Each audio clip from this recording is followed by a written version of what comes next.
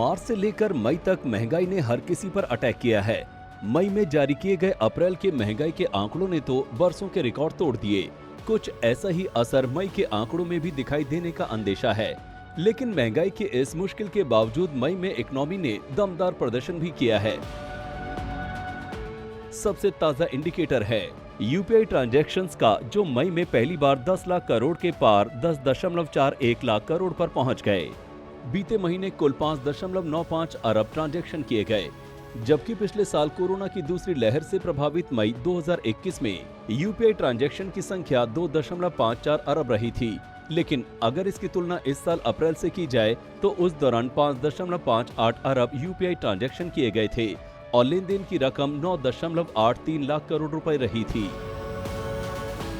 Retailers और wholesale का काम करने वाले कारोबारियों का भी मानना है कि अगर महंगाई का असर कम रहता तो मई में बिक्री के मोर्चे पर वो कई रिकॉर्ड कायम कर सकते थे। कपड़ों के निर्यात के काफी आंकड़े बढ़े और वहीं साथ ही साथ फास्ट टैग की कलेक्शन के अंदर तो बढ़ोतरी हुई साथ में मैन्युफैक्चरिंग सेक्टर के अंदर भी अच्छी पीएमआई देखी गई।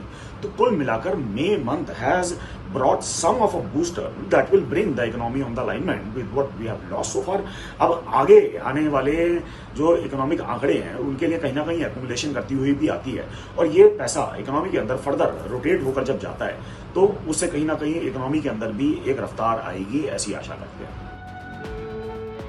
दरअसल मई में गुड न्यूज की लगातार ऐसी फुहारें पड़ी हैं कि आर्थिक रिकवरी में तेजी का आलम साफ नजर आ रहा है। मई के आखिर में आए 2021-22 के जीडीपी आंकड़े भी 8.7% के साथ 22 साल के उच्चतम स्तर पर पहुंच गए। मैन्युफैक्चरिंग पीएमआई भी 54.6 के साथ मजबूत विस्तार का गवाह बना है और इस महीने एक्सपोर्ट ऑर्डर तो 11 साल के उच्चतम स्तर पर पहुंच गए। मई में भारतीय कपड़ा निर्यात में रिकॉर्ड बढ़ोतरी दर्ज की गई और ये 44.4 अरब डॉलर पर पहुंच गया। मई में जीएसटी कलेक्शन भी 1.41 लाख करोड़ के साथ चौथा सबसे ज्यादा कलेक्शन करने वाला महीना बन गया।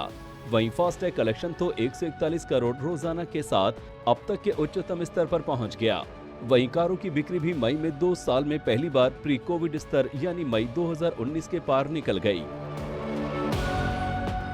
जानकारों का मानना है कि इस तेजी से खुश होने के काफी कारण हैं, लेकिन महंगाई का खतरा ऐसा है कि ये इस खुशी को काफूर करने में ज्यादा समय नहीं लेगा।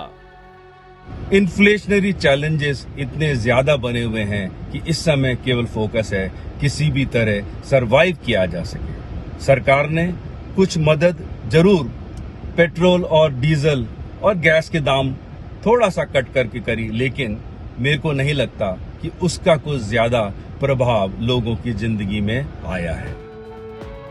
वैसे जिस तरह से आरबीआई और सरकार ने मिलकर महंगाई को थामने के कदम उठाए हैं, उससे ये भरोसा बढ़ा है कि ग्रोथ पर ज्यादा असर नहीं होगा। इसी भरोसे के दम पर एसबीआई रिसर्च ने भी 2022-23 में विकास दर का अनुमान 0.2% बढ़ाकर 7.5% कर दिया है। आज तक ब्यूरो।